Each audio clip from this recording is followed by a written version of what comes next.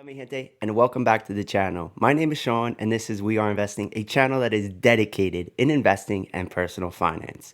The video that we are going to be doing today is going to be a long video because today we are going to do a deep dive in the stock market. Throughout this video, we are going to discuss many topics. If you are a beginner or a novice in the stock market, then this video is definitely going to be for you because this video is Stock Market 101 for beginners. Now, before we dive into the video, just know that we do content that regards the stock market, investing, trading, and sometimes the cryptocurrency market as well. So if that is of interest to you, then definitely consider hitting that subscribe button, ringing that bell, and smashing that like button so that you do not miss another video and you stay informed and you learn more about the stock market. Now, this video will include some chapters. You can skip around using the timeline down below, but these are the topics of discussion that we're going to be covering in today's video. Like I said, it's going to be a deep dive. We are going to cover a lot. Some of this you might already know. Some of it might be new information to you, and hopefully it is, and it can make you a better investor and or trader.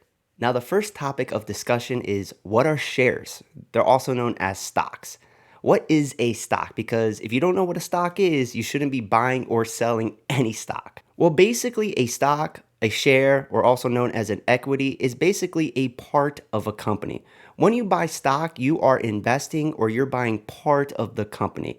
That is what a stock or share is in layman's terms. So when you buy a share, you are entitled a portion of the corporate's asset and profits equal to how much stock they own.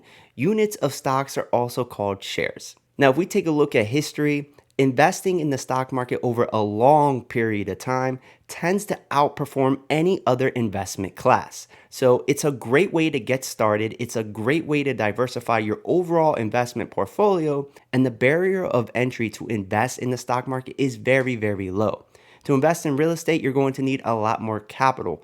But to invest in stocks, you can do so with just $1. And it's super easy today because all of these brokerages, or most of them, offer $0 commissions, and they even allow you to buy fractional shares. So if the price of a share is too expensive for you to buy a full share, well, you can dollar cost average and you can buy shares fractionally until you get enough that you actually own one share.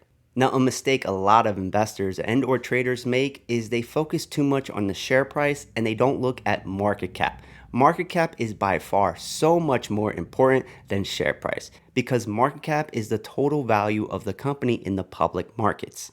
Now, to calculate market cap, it's really easy, but you don't even have to do this math. The brokerage is going to display this information on their application. But essentially, it's a very easy calculation to do yourself. You take the total shares outstanding and you're going to multiply that by the share price. For example, if you have a stock that has 10 million shares outstanding and is trading at $100 a share, well, then the total value, the market cap of that company is going to be $1 billion.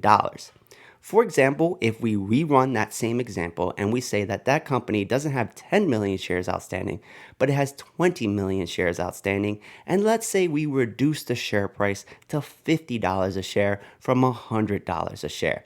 A beginner might say that the $50 stock is cheaper and it's worth less than the $100 stock. Well, they would be wrong. In this case, they're actually worth the same. They're both worth $1 billion. And that is why market cap is by far so much more important when you're looking at a company to see if it's undervalued, overvalued, or at fair value, and if it's a good buy for an investment. Now, not all companies out there are actually traded in the public market. You can't buy stock in Chick-fil-A, you can't buy stock in Wawa, you can't buy stock in SpaceX, you can't buy stock in all companies out there. But you can buy stocks that are traded in the public markets. So how are stocks created and why are they created in the first place? Well, there are different ways that a company can go public and then you can start buying stock in that company. The most common way is through a traditional initial public offering, which is known as an IPO. Another way, which is similar to an IPO but slightly different, is a direct listing. Another way that became very popular in 2020, and it's starting to fade a little bit because returns have been very poor for these companies public this way, a reverse merger with a special purpose acquisition company, also known as a SPAC. And then the final way is through spin-offs. A company like Johnson& and Johnson might spin off one division of their company, make that a separate company or a separate publicly traded stock, and divide their company into multiple companies. That is another way stocks are created. Now, when a company makes that transition from going to public, there is a lot of information that has to be relayed so that people can invest soundly and they have the information that is needed in order to make a sound decision if they think the company is worth an investment. So, the most important SEC filing when a company is going public is the S1. In the S1, they are going to provide pretty much everything you need to know with the company. They're going to provide financial statements. They're going to provide their business plan. They are going to even let you know what the risks are. And there is a ton of other information there as well. To read an S1, it's going to take you so much time. But if you're really serious about investing in a company that is going public or went public, then I definitely recommend that you dabble and look at the S1. Now, there are different categories of stocks. Depending on the size of the market cap is going to dictate which category that stock falls under. And the smaller the market cap is, the most likely volume is lower and that stock is going to be way more volatile. And that's why penny stocks, you can see massive swings to the upside and to the downside. And that's why penny stocks are more subject to pump and dumps. So if you see a stock move 50, 60, 70% in one day off of news that doesn't really change much, it's most likely a stock that has a smaller market cap and can be influenced by retail investors more easily. It's very hard for someone on Twitter to pump a stock like Apple and actually make a difference in the share price in the short term. But it's very easy if someone has $1 million to pump up a nano cap or a small cap company, also known as a penny stock. So your categories include mega cap, which is a market cap of over $100 billion, large cap, which is 10 billion to 100 billion, mid cap, which is 2 billion to 10 billion, small cap, 250 million to 2 billion, micro cap, under 250 million, and nano cap, which is under 50 million. A lot of nano cap and micro cap companies are going to be listed on the OTC, which is over the counter. These companies do not have the same accounting principles as companies that are listed on major exchanges, and they come with way more risk. And OTC stocks typically have fees associated with them as well. So if you want to buy a stock in the OTC market, you're typically going to have to pay commissions. I personally don't really like dabbling in OTC stocks. I've done it before. There have been some good investments, but they are extremely volatile and there's a lot of risk associated with OTC stocks. Now, there are 11 sectors in the stock market, and these sectors are somewhat important, especially when you want to take a look at stocks that are comparable to see how that one company stands out or matches up against other companies in the same sector. So the sectors that we have are energy, utilities, real estate, materials, industrials, consumer staples, consumer discretionary, communication services, information technology, healthcare, and financials. The reason why I wanted to point out these sectors is because let's say you're looking at Ally Financial or JP Morgan. You wouldn't compare JP Morgan to, let's say, Apple because they're completely different companies. But JP Morgan is a financial stock. So, at what price to earnings ratio or multiple do financial stocks typically trade at? Is the sector overweight, underweight by most analysts? Has it outperformed or underperformed recently? Taking a look at sectors and then finding stocks that you like in that sector can help you outperform, because there are times where certain sectors are going to give you way better returns than others. So trying to identify that trend and try to identify that outperformance might help boost your overall performance of your portfolio. Now, there are many different types of stocks out there, but I would say the four main types of stocks or the four main things that people look for are dividend stocks, value stocks, growth stocks, and then penny stocks. In addition to that, you can also break out stocks into what kind of class they are. So is it a fund? Is it an exchange traded fund or an ETF? Is it an individual company? Or is it a REIT, which is a real estate investment trust, which is basically a stock that gives you exposure to real estate and the returns that you get on those properties? A fund or an ETF is a stock that is going to give you exposure to many other stocks in it. It's basically a basket of stocks. Now, mutual funds are going to have more fees and they are either actively managed or passively managed. And the same thing with ETFs, but they are going to be lower on the fee structure. ETFs have become very, very popular, and there are benefits to ETFs that we will discuss later in this video as well, such as ways to avoid the wash sale rule and to help you with taxes when that time comes. Now, how do stocks trade? And we're only going to talk about US markets, but the process or the method behind this is the same everywhere else. So, in the US market, stocks trade on major exchanges like the New York Stock Exchange and the NASDAQ. We also have over-the-counter OTC, which we mentioned earlier in this video, and the American Exchange as well. But the two biggest are the New York Stock Exchange and the NASDAQ.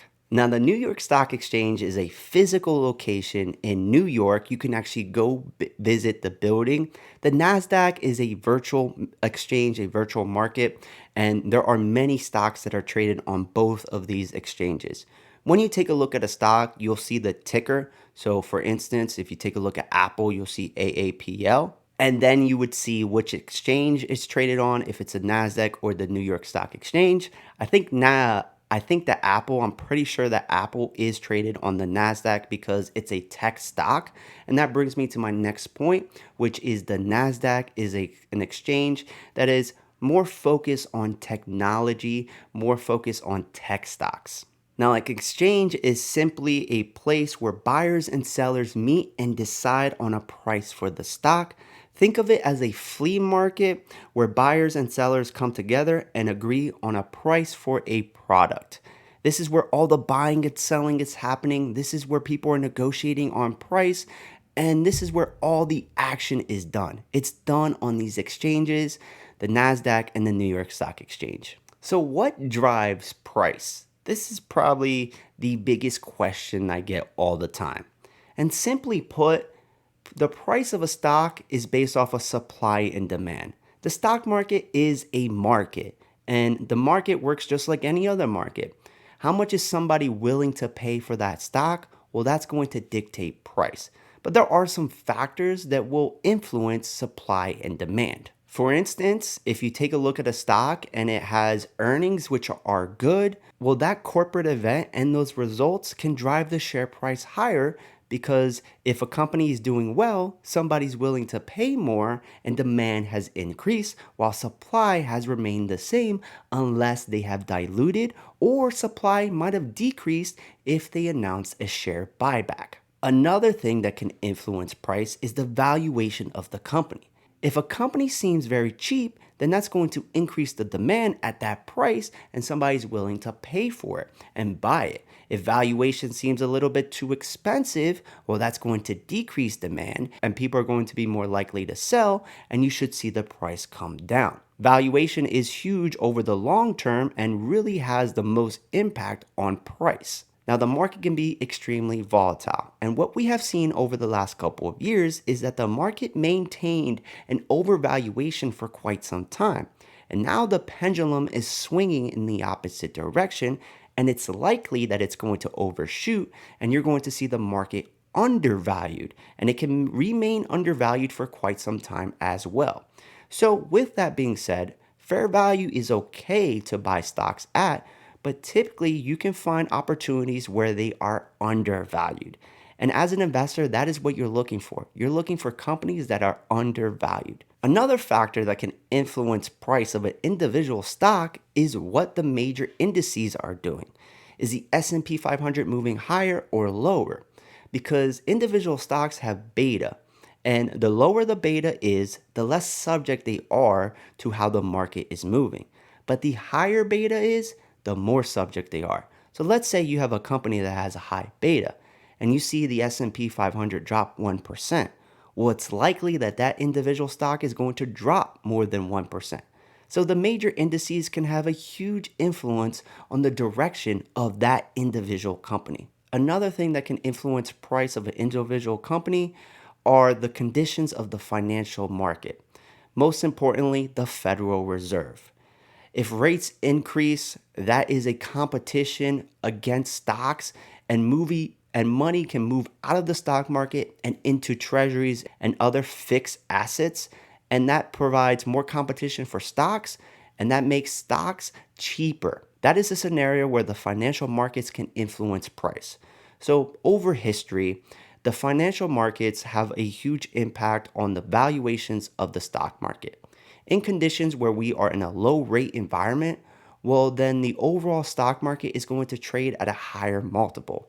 As rates increase and we see more competition, people are willing to pay less for stocks, and therefore you see the overall multiple of the overall market come down. So the appropriate valuation for stocks is highly dependent on what's happening in the financial markets altogether. But at the end of the day, everything is based off of supply and demand, and all of the things that we mentioned earlier in this slide just impact supply and demand in one way or another. Now, there are some things that a company can do to impact the share price either positively or negatively in the short term or in the long term. And because of that, management is extremely important because the decisions that management makes can drastically impact the share price. So let's say, for instance, one factor that is considered a lot are dividends. This will attract more people to buy the stock and also impact your returns. Now, with dividends, there are a few things to consider. Dividend yield is basically the annual return you should expect in dividends for owning shares in that company. You also have the dividend payout ratio. The higher the ratio is, the more of the company's profits are going to be used for dividends. So let's say the dividend payout is 50% and the company makes 100 million. Well, the company is going to keep 50 million to increase their business, to spend more in their business and help grow it. And then the other 50 million is going to be used to pay you, the shareholder, in dividends. Another factor, and this is more for the short term, are the dividend dates. You typically can see an increase in the share price leading up to that ex-dividend date, and then following it, you would see a drop off because you just have to be a shareholder on the books at that date. Then you can sell and you'll still get your dividend. So some people might just hold to get that dividend and then sell their shares, and that's why you'll see a drop. So that's something to know, especially if you are trading a dividend stock. The next thing a company can do are share buybacks. Now, when a company buys back its shares, it's decreasing its overall shares outstanding. And if you're investing in that company and you hold stock in that company, well, the overall percentage that you own has increased because the company bought back shares. This is probably the best thing that a company can do because with dividends, you are taxed. You're not taxed with this. The company is paying that tax instead. So this is going to increase your overall position size and therefore should increase the share price as well. And share buybacks are a great thing. On the flip side, a company can do something else that actually hurts you. They can increase the shares outstanding by offering more shares. This is needed sometimes. Companies need to do this to raise capital if they don't have money on their balance sheet and they're in a tough spot and they need to grow the business. Or it's a young business, so it needs a lot of future growth and there is a lot of dilution that can happen. Another thing that can impact the price of a stock are mergers and acquisitions and spin-offs. This can impact the overall financial performance. This can impact the company's financials, the company's outlook, the total shares outstanding, the total valuation of the company, and that can have an impact on the share price as well. Sometimes it's good, sometimes it's bad. It's very hard to predict if the market's going to like a merger or acquisition. So these are times of volatility when a company announces a merger and acquisition. But overall, the decisions that management makes are very important to you. And that's why when you invest in a company, it's important that you like the management team under that company and you have confidence in the management team and you think that the management is in line with you as an investor in the long-term performance of that company. Now, there are many different stock indexes, which are all important in their own way, but in my personal opinion, the big four are the S&P 500, the Dow Jones Industrial Average, the Nasdaq, and the VIX. The S&P 500 index, or the Standard & Poor index, is a market cap weighted index of 500 leading publicly traded companies in the United States. So the bigger the company is, the higher the market cap is, the more weighting that stock is going to have on the overall index. So a company like Apple, which has a huge market cap, is a very large percentage of the S&P 500. As companies grow or decrease, their overall weighting in the index is going to change with it. The NASDAQ index, and also people look at the NASDAQ 100, is the NASDAQ Composite Index, and the NASDAQ one has 3,700 stocks. It's all of the stocks listed on the NASDAQ. The NASDAQ 100 are the 100 biggest stocks on the NASDAQ. This is also a market cap weighted index, but this index has a ton of tech stocks. So it can give you a good overall reading on the performance of the tech sector. The Dow Jones Industrial Average is not a market cap weighted index, it's a price weighted index. So this one's a little bit weird. The higher the share price, the higher the weighting is going to be on the index. So if a company does a split and reduces its share price, well, that's going to reduce the overall weighting in that index. Now, the Dow Jones it tracks 30 large publicly owned companies, and it doesn't differ, and it doesn't matter if that company is listed on the New York Stock Exchange or the NASDAQ. It's not separated by the exchange. You have companies that are on either exchange in that Dow Jones. Now, the VIX, which is the CBOE Volatility Index, is a real-time market index representing the market expectations for volatility over the coming 30 days. Investors use the VIX to measure the level of risk, fear, or stress in the market when making investment decisions. And when the VIX is high relative to its overall price or typical range, if you're on that higher end of the range, that is an indicator that there is a lot of fear and volatility out in the market. And when you see that VIX at a high range, it typically means that we're getting close to a bounce because is at levels that is much higher than it has been in the past. Now, the VIX is basically a fear index. And when the VIX is high, there's a lot of fear out there. There's a lot of volatility, and that's going to correspond to the stock market dropping. And when you see very high levels in the VIX, that might mean it's time to rebound, and a lot of fear has been priced in, and we can look for things to change. Vice versa, when you see the VIX at very low levels, that means not a lot of fear is priced in, there's not a lot of volatility, and we could suspect some volatility coming up in the future, and you could see shares start to fall. Now, we mentioned this a little bit before, but I want to go over this again, and that's stock beta. Now that we talked about the major indices, stock beta is typically compared to the S&P 500, but your brokerage might allow you to pick a different index to see what the beta is. But when you're looking at platforms like Yahoo Finance, it's going to be compared against the S&P 500. Now, beta is a measure of the stock's volatility in relation to the overall market.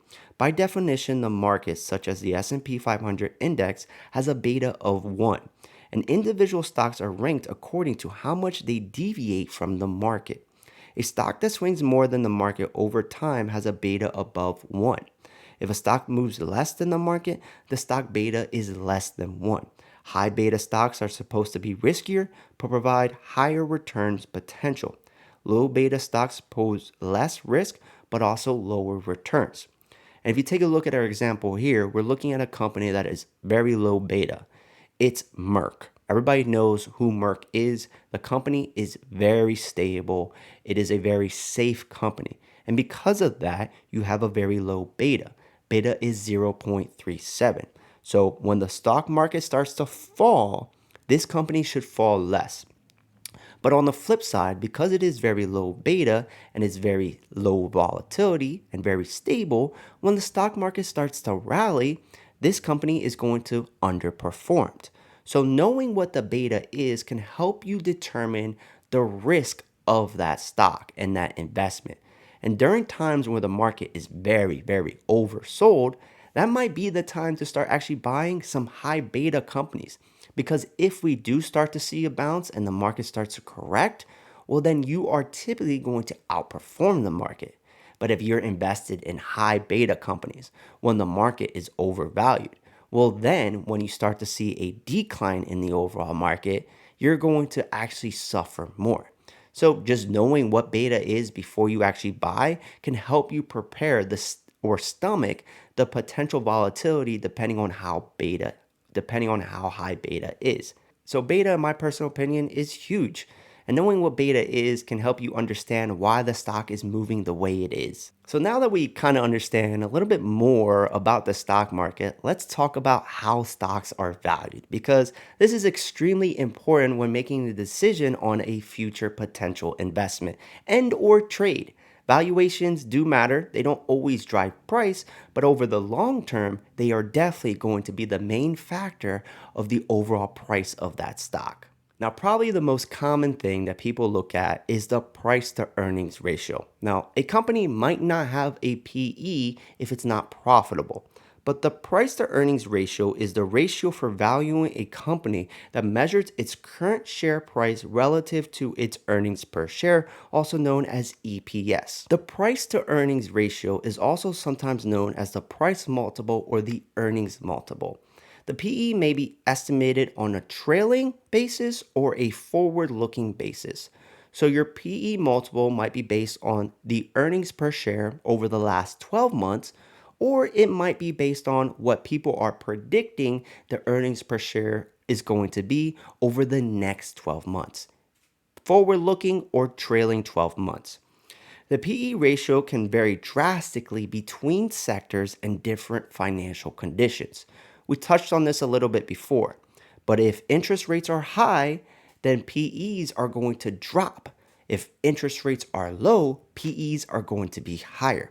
Also, it's important to know the sectors as well, and it's best to compare a stock against itself over its trend or over a long period of time, or compare it against other companies in the same sector that are very similar. Companies with higher growth and higher margins are typically going to trade at a higher PE because investors are willing to pay more for those companies because they believe the earnings are going to grow faster, and that is going to help increase the share price and justify the higher current valuation. On the flip side, companies that have lower growth and lower margins are going to trade at a lower price to earnings multiple. For instance, if we take a look at these two companies, Merck, which we mentioned before, a stable company, lower growth, is going to have a PE currently trailing PE of 16.8 and a forward PE of 12.58. Nvidia, which is a higher growth company, has a trailing PE of 43.36 and a forward PE of 29.59. The company with higher growth is trading at a higher PE.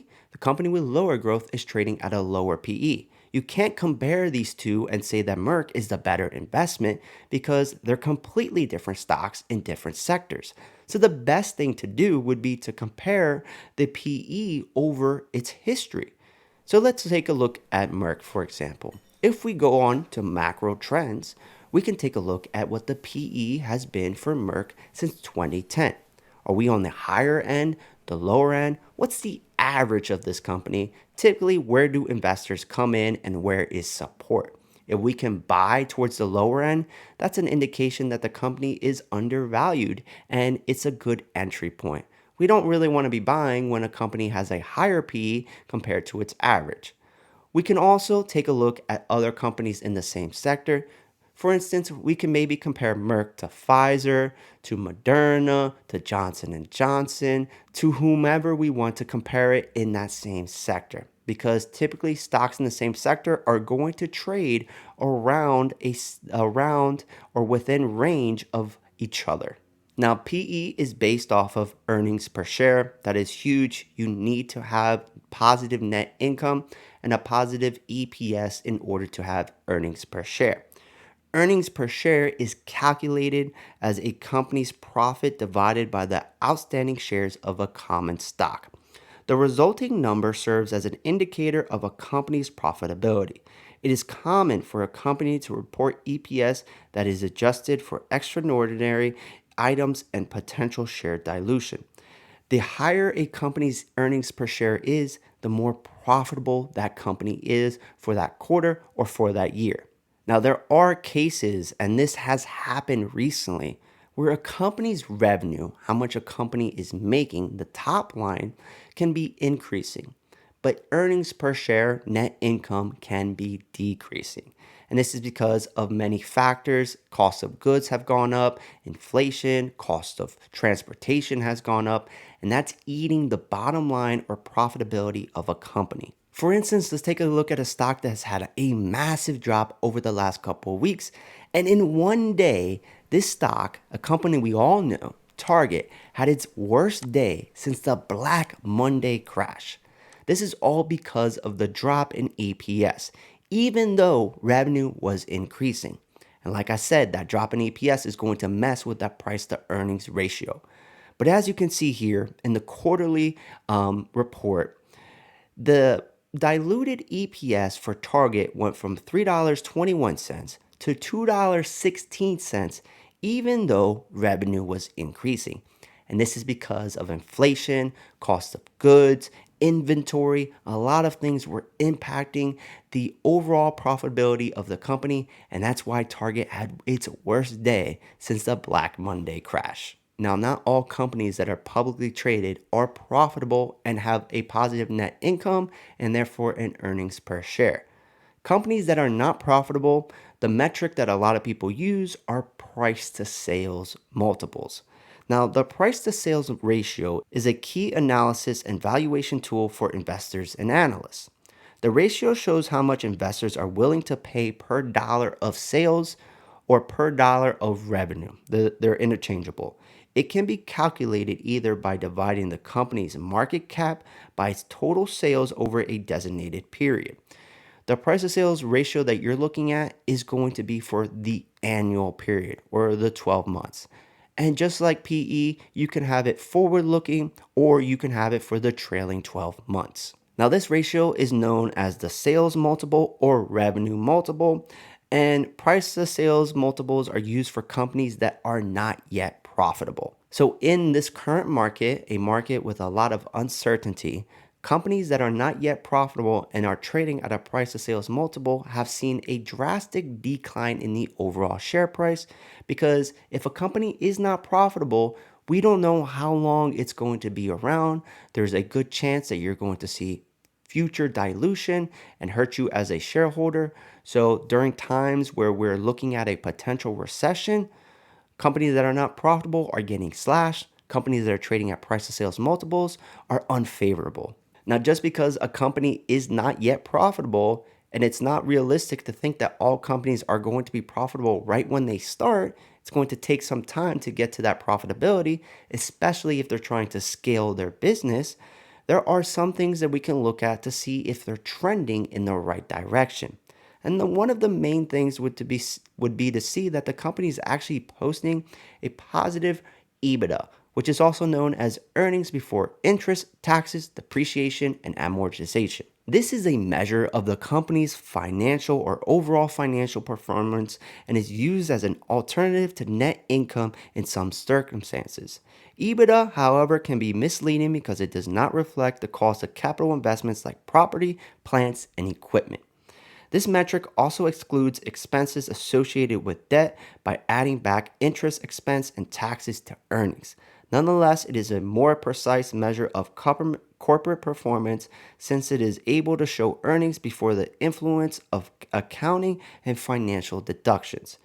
This is typically used when a company is not profitable and therefore does not have a positive net income. But like I said, you can look at EBITDA to see if the company is trending in the right direction and if it's likely that at some point they are actually going to achieve positive net income. Now, another metric or another ratio that a lot of people use, and this is typically for stocks that are in the financial sector, is the price to book ratio. Now, companies use the price to book ratio to compare a firm's market cap to its book value. It's calculated by dividing the company's stock price per share by its book value per share, the BVPS. An asset's book value is equal to its carrying value on the balance sheet, and companies calculate it netting the assets against its accumulated depreciation. Book value is also the tangible net asset value of a company calculated as total assets minus intangible assets and liabilities. For the initial outlay of an investment, book value may be net or gross of expenses such as trading costs, sales tax, and service charges. Some people know this ratio by its less common name, the price equity ratio. Now, the price to book ratio, if it's under 1, that means that the assets are higher or worth more than the actual share price. So, as an investor, if you own shares, you're entitled to that company or a portion of that company. So, if the company was to cease operations, what that company is actually worth is going to be worth more than your shares. So, you would get paid more. So, in theory, if a price to book ratio is under 1, that needs to be readjusted and your share price should at least be 1. So, when looking at stocks, if it has a price to book ratio of under 1, that might be a good indicator that it's time to buy. And a lot of investors, they look at financial companies, banks, and if they see that the PB is under 1, that's when they'll start to load up. Or if that price to book ratio is around 1, then they know it's at a pretty good value. The next thing that we're going to look at is financial statements. And financial statements are important because all of that information or all of those multiples and everything else that we talked about is based off of the financial performance. And you're going to look at the financial statements to look at the financial performance of that company. Now, there are three main financial reports, and the first one is an income statement. Now, the income statement also shows how effective the company is at managing its expenses and transforming revenues into profits. In the income statement, you're going to see things like what the total revenue is. You're going to see a breakdown of some of the costs. You're going to see if the company has a positive or a negative net income. You're going to see what the earnings per share is. You're going to see pretty much everything that's regarding income on the income statement. So the income statement is primarily used to see if company is increasing revenue, if cost of goods are increasing or decreasing. You're going to look at margins. Is this company actually selling something with good margins? And you're going to see over a quarter over quarter or annual basis if the company is trending in the right direction in terms of revenue growth and profitability or future profitability. You can also take a look at certain quarters to see if there's something that has impacted the company severely and maybe justifies why you see a huge increase or decrease in the overall revenue or profitability of a company. Brokerages like Webull make it really easy to look at these financial statements. You can look at them just on the platform itself, or you can go to any company that is publicly traded, go to their investor relations, and you can take a look at the SEC filing, which is going to be a 10Q or 10K to take a look at the income statement. The next one, and this is very important as well, is the cash flow statement. The cash flow statement is a financial statement that provides aggregate data regarding all cash inflows and outflows for a company. Now, there are three main forms of cash flow for a company, for a stock. You have cash flow from operating activities, which represents cash received from customers, less the amount spent on operating expenses. In this bucket are annual reoccurring expenses such as salaries, utilities, supplies, and rent. You also have investing activities, which reflects the spend on fixed assets and financial instruments. These are long-term or capital investments and include property, assets in a plant, or the purchase of stock or securities of another company. And then the last one is financial, which is funding that comes from a company's owners, investors, and creditors. It is classified as debt, equity, and dividend transactions on the cash flow statement. Free cash flow can be extremely important when trying to determine if a company is overvalued or undervalued. A lot of people will do an intrinsic value calculation or a discounted free cash flow valuation to see what a fair price would be for the stock today if they plan to hold it 5 to 10 years down the road, because typically companies are valued based off of their free cash flow. The last financial statement is the balance sheet, and the balance sheet refers to a financial statement that reports a company's assets, liabilities, and shareholder equity at a specific point in time, for the quarter or for the year. Balance sheet provide the basis for computing rates of returns for investors and evaluating a company's capital structure. In short, the balance sheet is a financial statement that provides a snapshot of what a company owns and owes, as well as the amount invested by shareholders. The balance sheet is an extremely important tool in determining the financial stability of a company. Companies that have weak balance sheets and have total liabilities or current liabilities that outweigh the current assets or total assets show that the company is not in a good financial place. And that means that there is an increased chance of bankruptcy or a likelihood of dilution to generate cash to help pay off those liabilities, those debts. So, knowing the strength of a company's balance sheet is extremely important in knowing the longevity of that company and if it's going to be a good investment over the long term. Like I said, weak balance sheets means that you might see dilution, and that might hurt you as an investor because that would decrease the overall portion that you own of the company and therefore decrease that share price. Now, if you want to take a look at the financial statement, you can do so by taking a look at the SEC filing. Now, there are two main SEC filings to take a look at what the company is doing and the performance of that overall company. You have the 10Q, which is filed quarterly. Now this isn't audited. The 10K, however, is, and that's reported every single year. The 10Q is going to give you those financial statements and some in-look and some information regarding the company.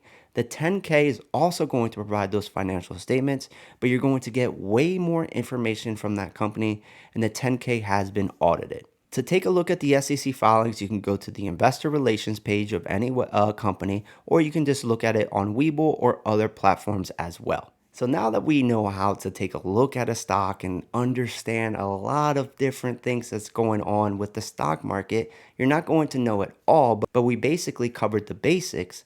Let's talk about buying and selling stock. Now, in order to trade or invest in a stock, the first thing that you're going to have to do is open up an account with a brokerage firm. Now, if you are trading and you plan to day trade, you're going to need at least $25,000 in an account. Otherwise, you're probably going to be flagged as a pattern day trader if you open up a margin account.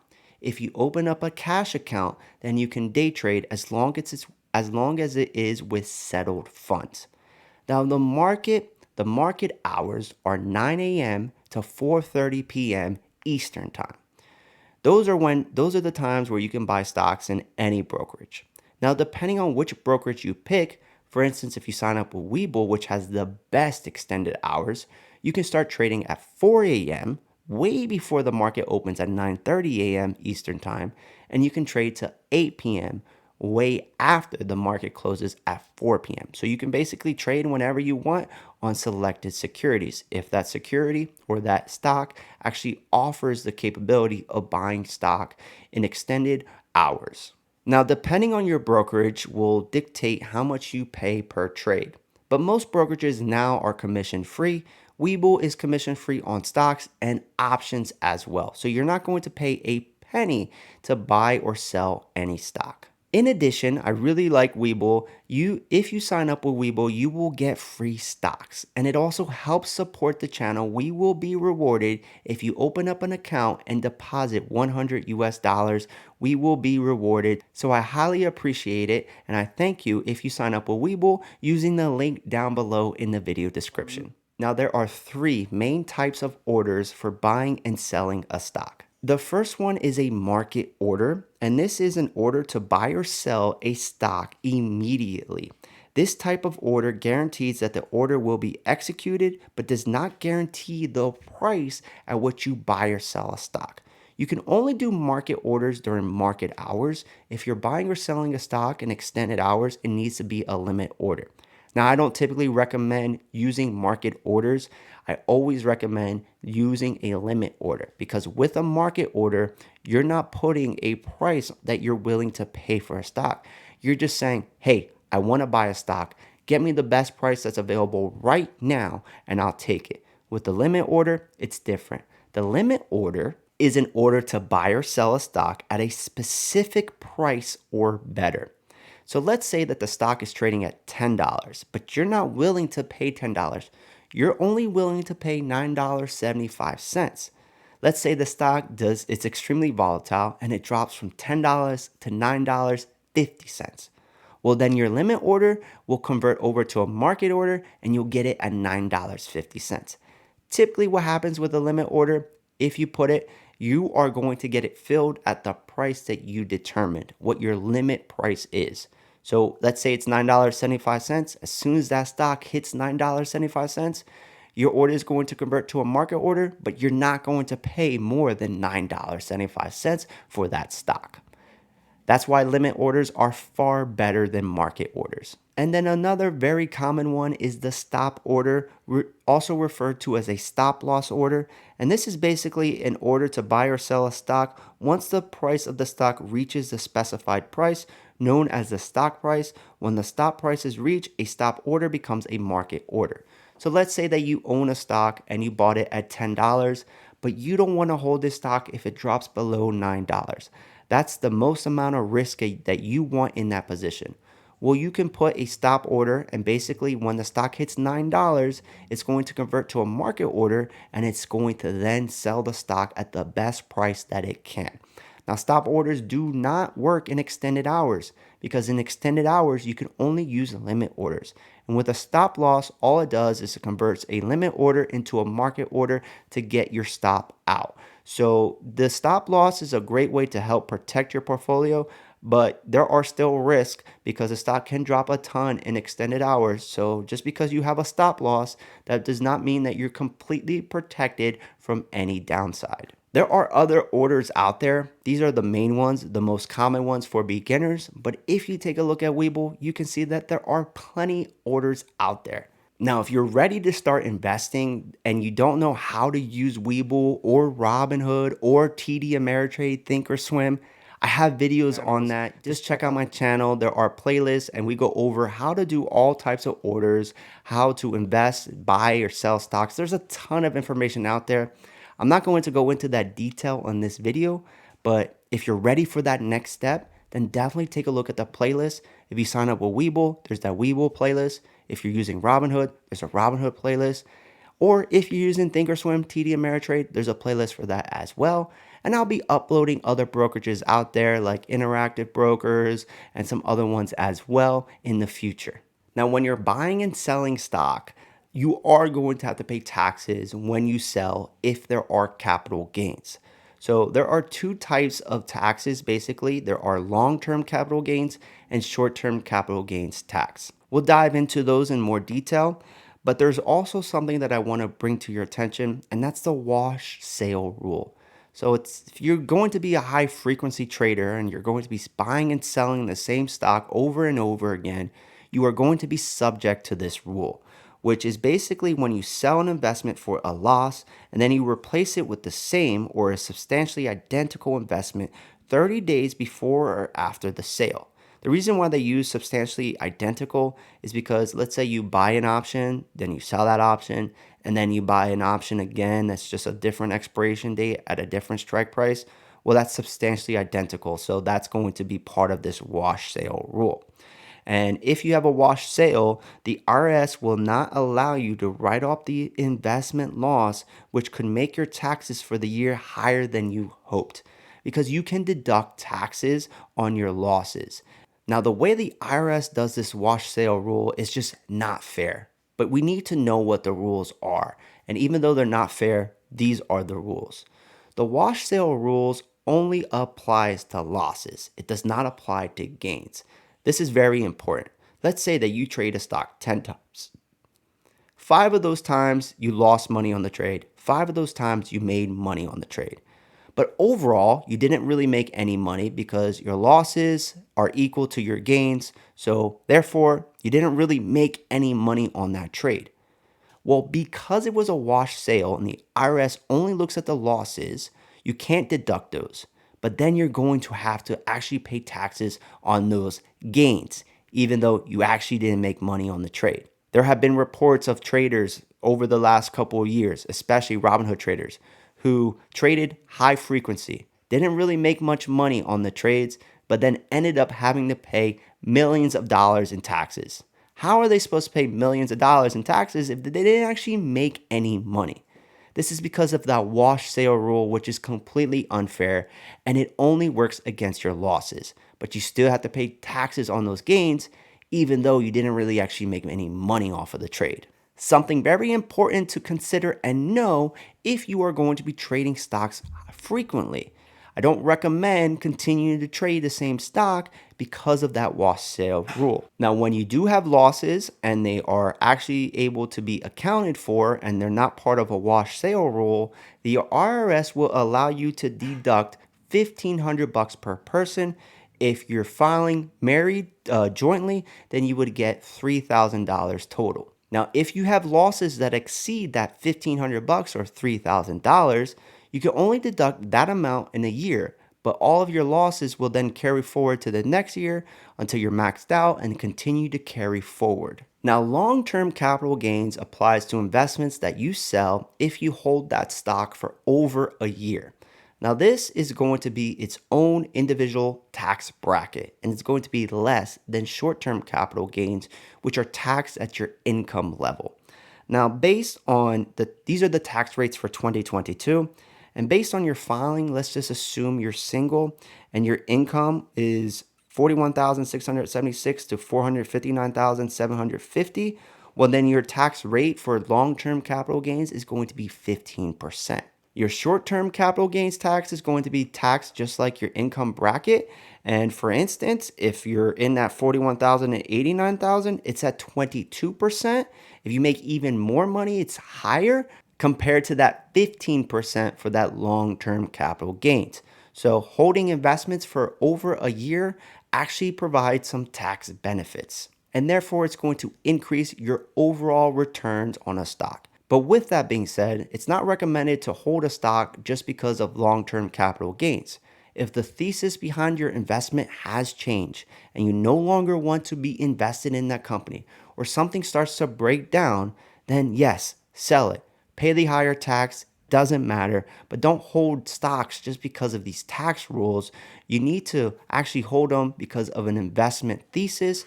The taxes are just a benefit for you investing long term. So if you plan to hold for a year and you actually do it, you are going to reap some benefits. Now, if you receive dividends, then you are going to be taxed on those dividends. Like I said earlier in this video, dividends are a taxable event to you, where share buybacks are a taxable event to the corporation, the company itself. So with dividends, you are going to be taxed, but it's taxed different in different ways depending on whether the dividends are qualified or non-qualified. Investors typically find dividend-paying stocks or mutual funds appealing because of the return on investment, includes the dividend plus any market appreciation. Now, the tax rate on the dividend is for a qualified dividend by a U.S. company are taxed at the long-term capital gains rate. If the dividend is non-qualified, then it's going to be taxed at the regular income rate, which is the same as the short-term capital gains rate. We've covered a ton in this video. This is going to be the last topic of discussion. Let's talk about some of the risks and mistakes that people make in the market.